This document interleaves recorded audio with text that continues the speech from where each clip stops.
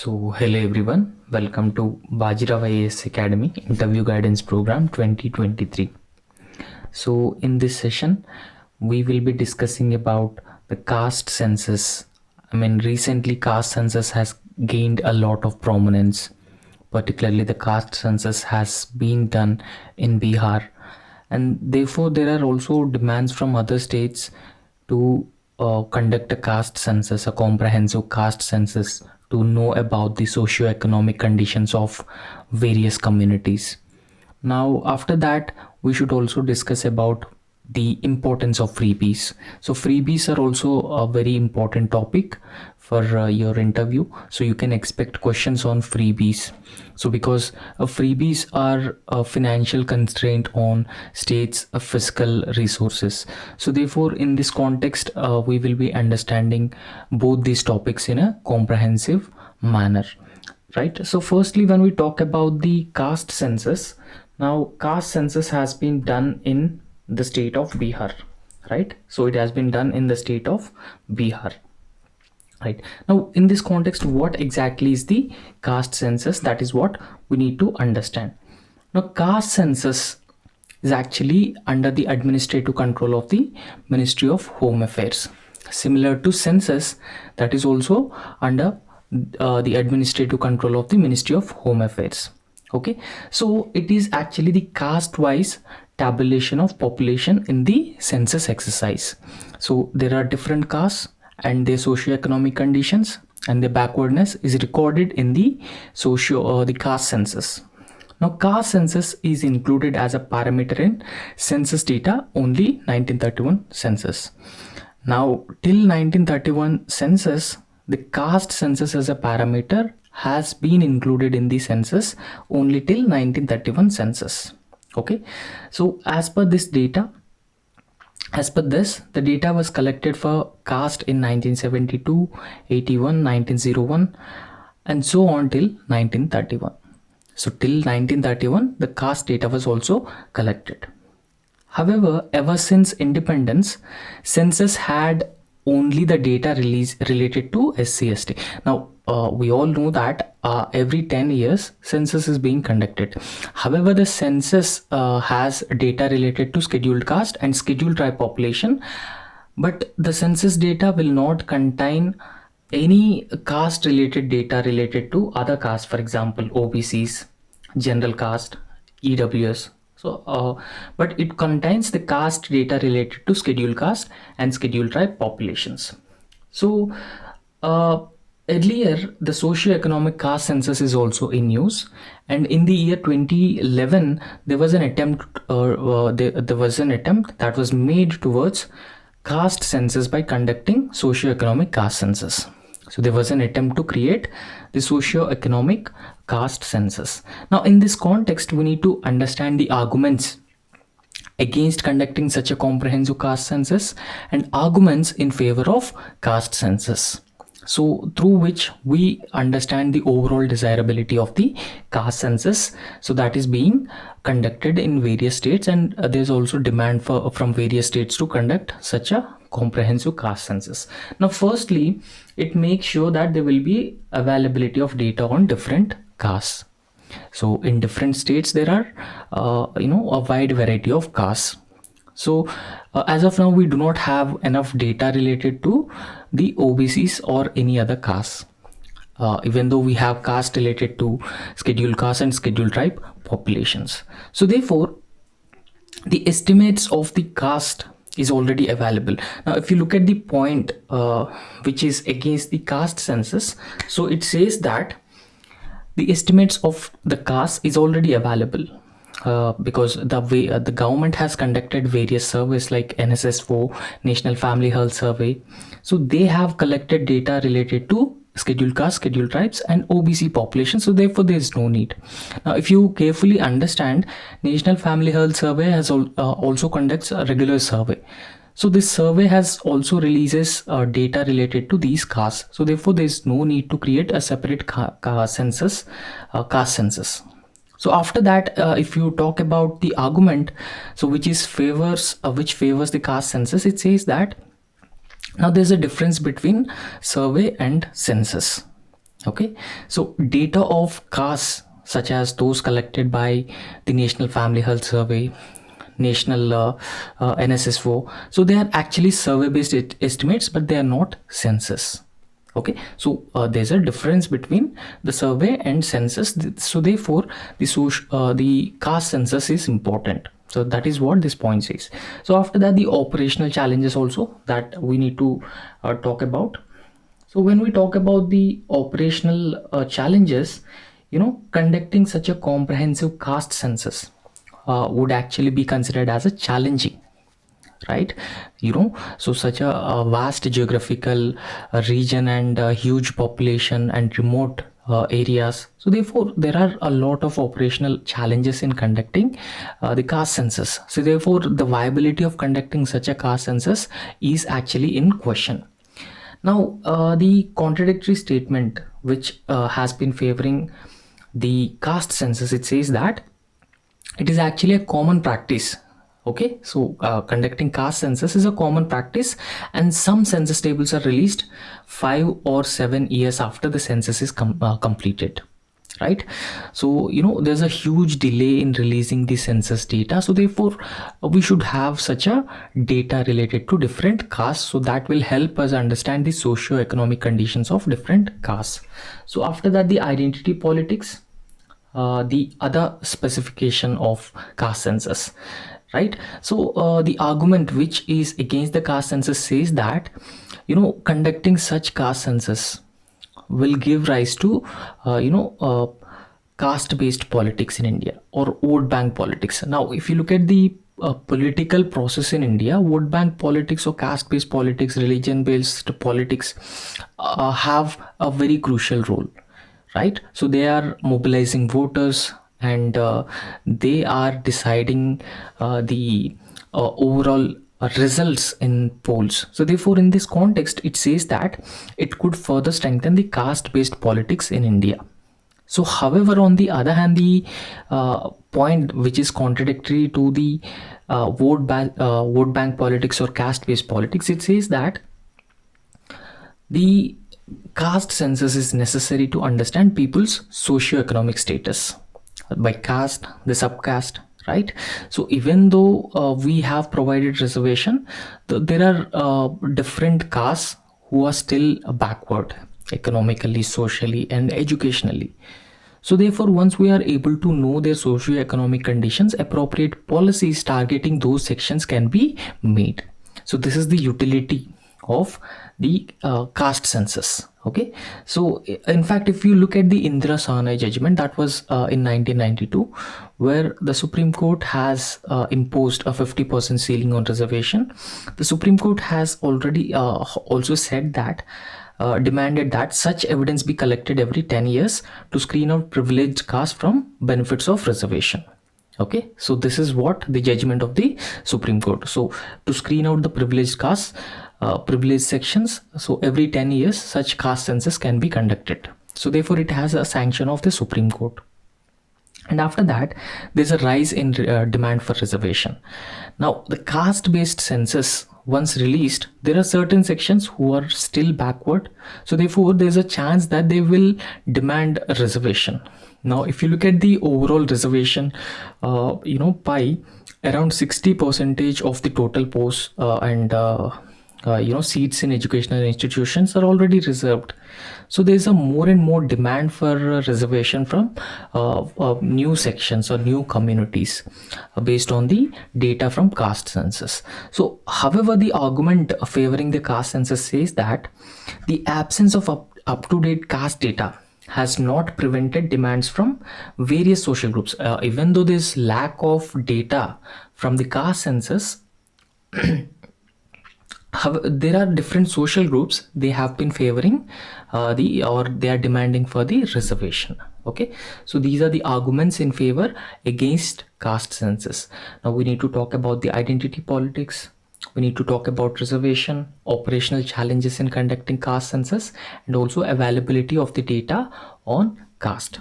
Now after that, we should also discuss about the way forward. So what should be the way forward? Okay, we have discussed arguments in favor of caste census, arguments against caste census. So what should be the way forward? Okay, firstly, there should be a discussion on existing caste data. There should be a discussion and deliberation on the existing caste data and its utilization by the government and departments, providing for withdrawing of benefits as well as significance for mapping social inequalities and change. Right? So whatever caste data we have, we need to discuss the utility of such caste data and how the government departments and the government agencies have been actually using this data in providing affirmative action and welfare benefits to those sections who are already disadvantaged.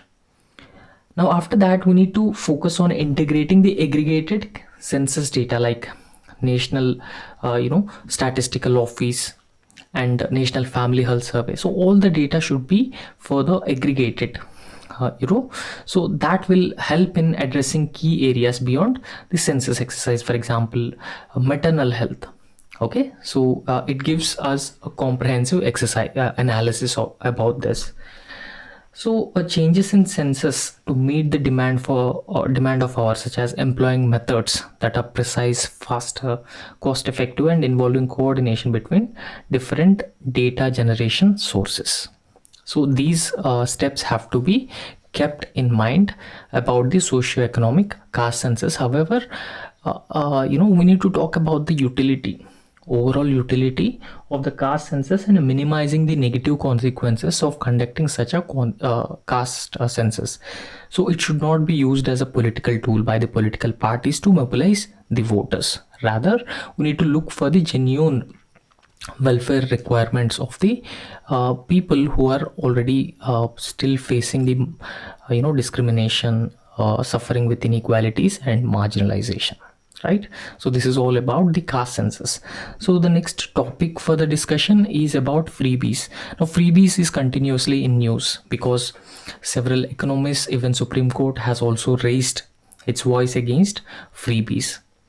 So they are a strain on fiscal resources of a state. So in this context, please understand what exactly the meaning of freebies.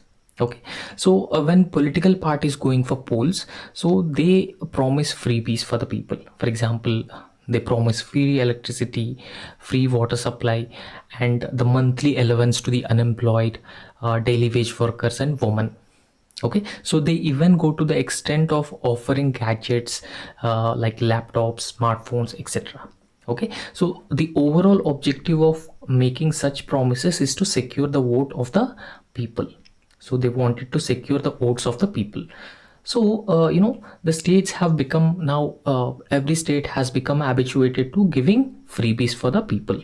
Okay, so for example, we very often come across the promises that if we are voted to power, the state will go for loan waiver of all the farmers, loan waiver of self-help group women, and the government will provide free electricity, provide cycles, laptops, TV sets. Everything will come under the freebies.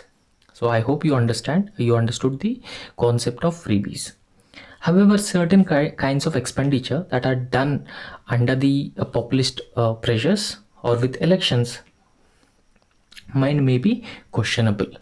So these freebies, particularly to mobilize or to gain voters, can be questionable because so they have long-term impact on the state's finances. So because of this reason, they are considered as questionable. So but given that last 30 years there has been a rising inequalities, right? So there has been a rising inequalities, and some kind of a relief to the people in the form of subsidies may not be unjustified. See, since there is a significant rise in inequalities among the people, the government has intervened because now the government is considered as a welfare state. Since government is considered as a welfare state, now the government has been intervened in terms of providing subsidies. For example, LPG subsidy, fertilizer subsidy. So it has been providing these subsidies, and few subsidies cannot be unjustified in this context. But actually we need to differentiate between the genuine subsidies and freebies. So thereby, reducing the overall freebies. Okay, so therefore that will not have excessive financial burden on the state exchequer.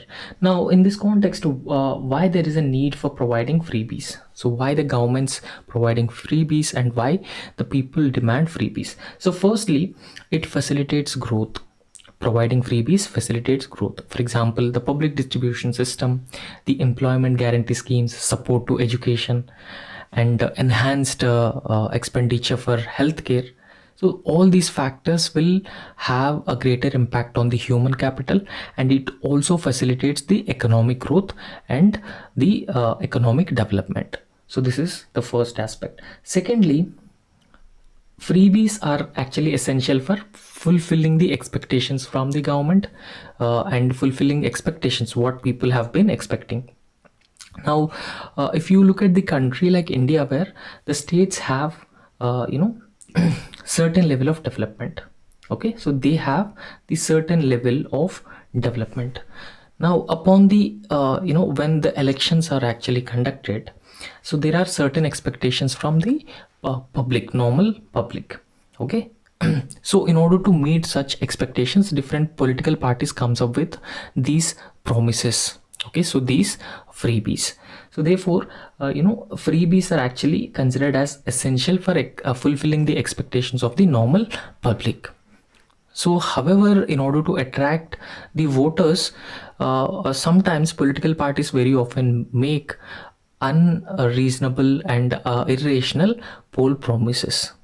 So they are problematic and they are considered as freebies. So this is how we need to differentiate freebies and subsidies. So after that, we need to talk about the inequalities within the states. So there are more developed states and also the lesser developed states. So when the governments or the political parties have been announcing these freebies, it definitely benefits the lesser developed states. Okay, because freebies are very often need based or demand based things. So therefore it becomes essential to offer the people such subsidies for their own upliftment. In order to uplift themselves, so they require these freebies. Okay, so there are a number of states where majority of the population are still backward and they're suffering with a lot of challenges. So therefore in this context, freebies will help them come out of their poor conditions. So in this context we need to understand the drawbacks of freebies. Okay, so freebies have certain drawbacks. So what are those drawbacks?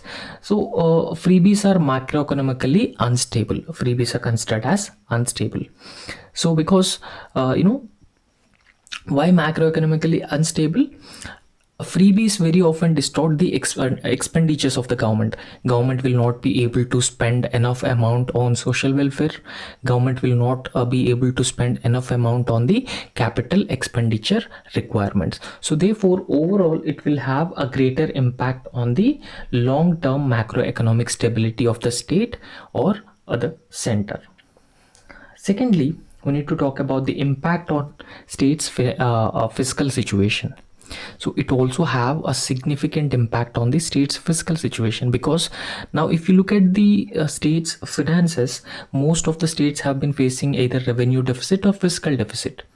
So therefore in this context, the fiscal deficit will accumulate year on year, and once the state's fiscal deficit has been increasing, it will not have enough money, and its interest payments burden will also significantly increases. So therefore over a period of time, what happens, the state's fiscal position worsens. So that is not good for the growth and development of that particular state. So therefore it impacts state's fiscal situation as well. So after that, it is considered against free and fair elections. How? Because we believe in the principle that Indian electoral system is based on free and fair elections. So when you attract voters, providing them the gadgets and providing them loan waivers, free electricity, so that distorts free and fair election process. Because you are owing voters by providing them some sort of incentives, some sort of freebies. So that is against a free and fair election process. Okay, so what happens with this?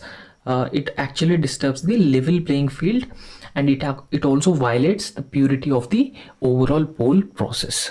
Since we are in a democracy, so providing a level playing field is actually the essence.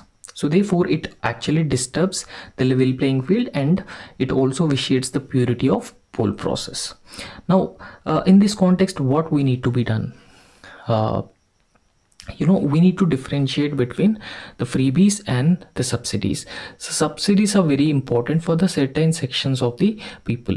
Okay, so subsidies will help the sections to uplift from their poor conditions. So they are facing a poverty, the lack of education and healthcare infrastructure. So those expenditure should be actively encouraged. So however, the irrational freebies have to be curbed. So there should be a proper legislation on this, so that the freebies can be curbed, and electoral reforms can also be brought, so that the political parties cannot make irrational poll promises in their in their manifesto. So you can give such a way forward to curb the freebies. However, you need to justify the subsidies which are given to the poor, because it is very important to create egalitarian equal society, and that is also mentioned in sustainable development goal number 10. Okay, so this is all about the freebies and the caste census. Okay, so that's all for this session. Thank you.